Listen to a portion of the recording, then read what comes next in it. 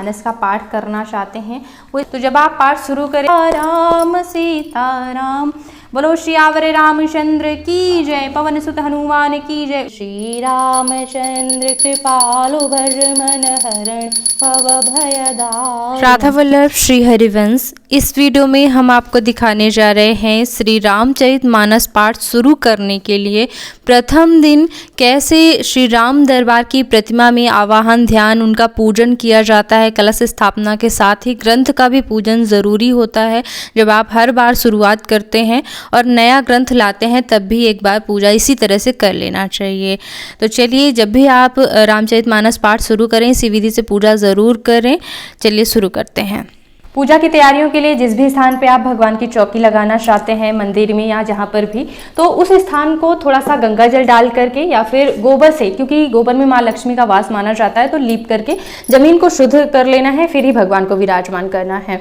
एक आसन बिछाकर स्वच्छ वस्त्र पहन करके बैठ जाएं और सबसे पहले अपने आप को पवित्र करना बहुत ज़्यादा ज़रूरी होता है। भगवान का 3 बार नाम लेकर के हम जल पीते हैं तो अंदर से भी उनकी पूजा के लिए स्वच्छ हो जाते हैं।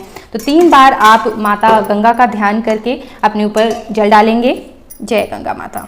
इसके बाद आचमन करने के लिए उल्टे हाथ की मदद से सीधे हाथ में जल डालते हुए ओम केशवाय नमः, ओम माधवाय नमः, ओम नारायणाय नमः 3 बार जल ग्रहण करेंगे और चौथी बार ओम ऋषिकेशाय नमः बोलते हुए हाथों को धो लेंगे। आप एक अलग से बर्तन रखें, हाथों को धोने के बाद पोंछ करके पूजा शुरू करेंगे।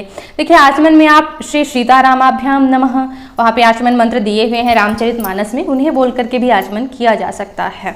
तो अब हम पूजा करने के लिए क्या करेंगे, एक लकड़ी के पाटे के ऊपर पीला या लाल वस्त्र बिछाएंगे और फिर जो है हम भगवान की प्रतिमाओं को आसन प्रदान करेंगे। रामचरितमानस की पूजा करनी है वो, इसके बाद श्री रामचंद्र जी की प्रतिमा को हम आसन प्रदान करेंगे।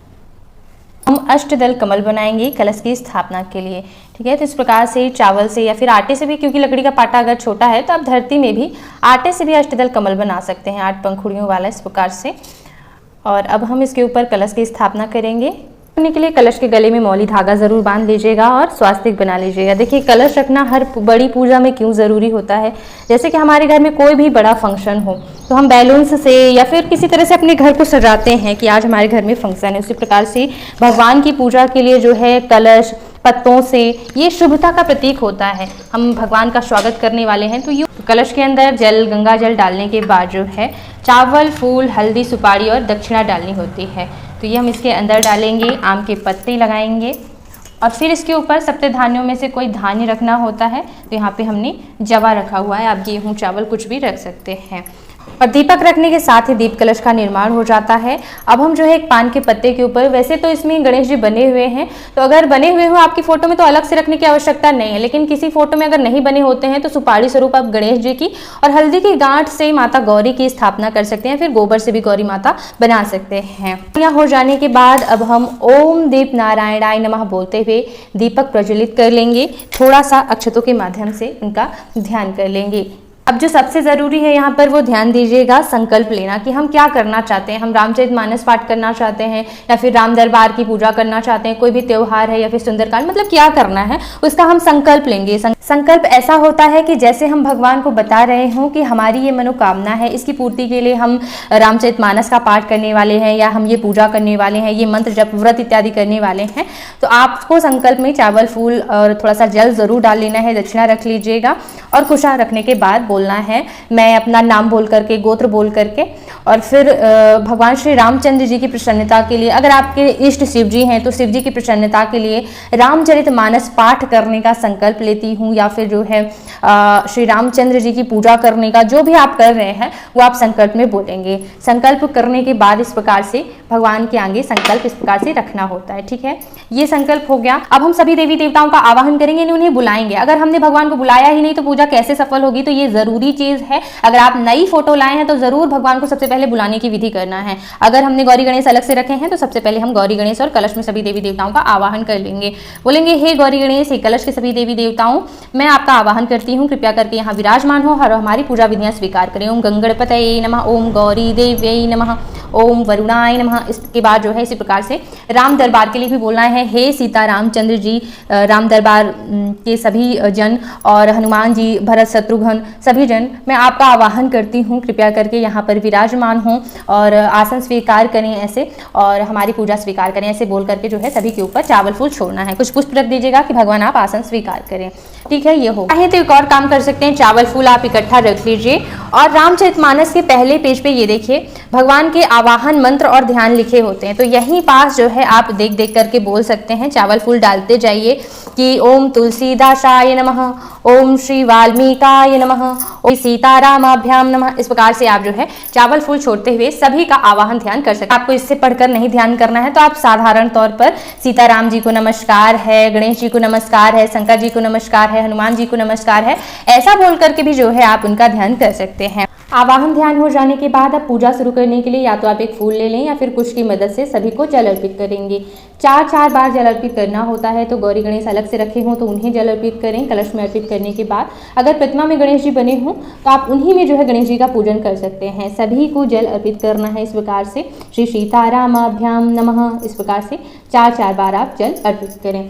जल अर्पित करने के बाद वस्त्र इत्यादि अर्पित करना चाहिए, तो या तो आप वस्त्र की भावना से इस प्रकार से मौली धागा अर्पित कर सकते हैं। राम दरबार में आप इस प्रकार से एक बड़ा सा मौली धागा लेकर के, और अगर व्यवस्था बन रही है चुनरी वगैरह भी आप माता सीता को अर्पित करने की भावना कर सकते हैं।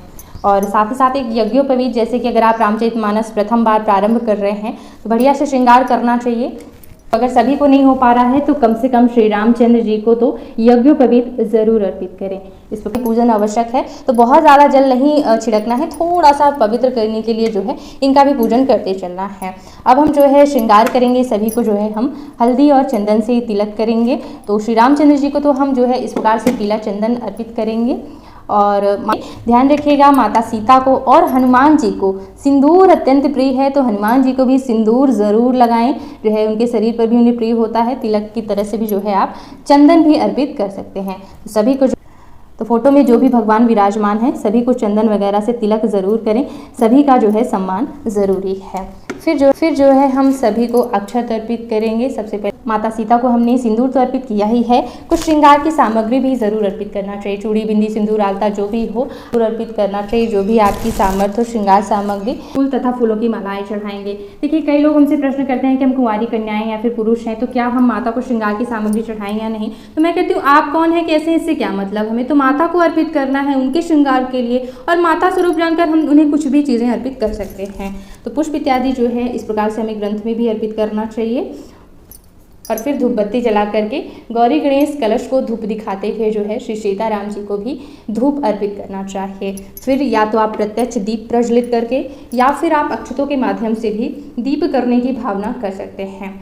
अब हम भगवान को भोग अर्पित करेंगे। जो भी आपने घर में नैवेद्य के रूप में मिठाइयाँ बनाई हो या फिर कुछ नहीं है तो आटे और गुड़ से बनी पंजीरी भी जो है आप भगवान को अर्पित कर सकते हैं। जो भी मौसमी फल हो वो आप अर्पित कर सकते हैं। भोग लगाने का एक विशेष नियम होता है कि जल का घेरा लगा करके ही भोग अर्पित किया जाता है। इस प्रकार से कुश या फूल की मदद से जल का घेरा जरूर लगाएं। भोग रखने के बाद भगवान से प्रार्थना करें कि वो भोग स्वीकार करें। इसके बाद अगर आपके पास उपलब्ध हो तो भगवान को पान, सुपारी, लौंग, इलायची भी ज़रूर अर्पित करना चाहिए। साथ ही साथ जो भी आपके पास 10-5 दक्षिणा हो वो आप भगवान को दक्षिणा अर्पित करें। तो ये पूजा विधियां हो जाने के बाद अब जो लोग रामचरितमानस का पाठ करना चाहते हैं वो इस प्रकार से सबसे पहले ग्रंथ को प्रणाम करेंगे और इन्हें लाल आसन देंगे। ठीक है, लाल वस्त्र का आसन दे करके ही पाठ करना चाहिए। तो जब आप पाठ शुरू करेंगे सबसे पहले राम नाम का कीर्तन ज़रूर करना चाहिए। इससे हनुमान जी को या फिर सभी देवी देवताओं को बहुत प्रसन्नता होती है। ज़रूर करें पहले सीताराम सीताराम सीताराम, बोलो श्यावर रामचंद्र की जय, पवन सुत हनुमान की जय, उमापति महादेव की जय।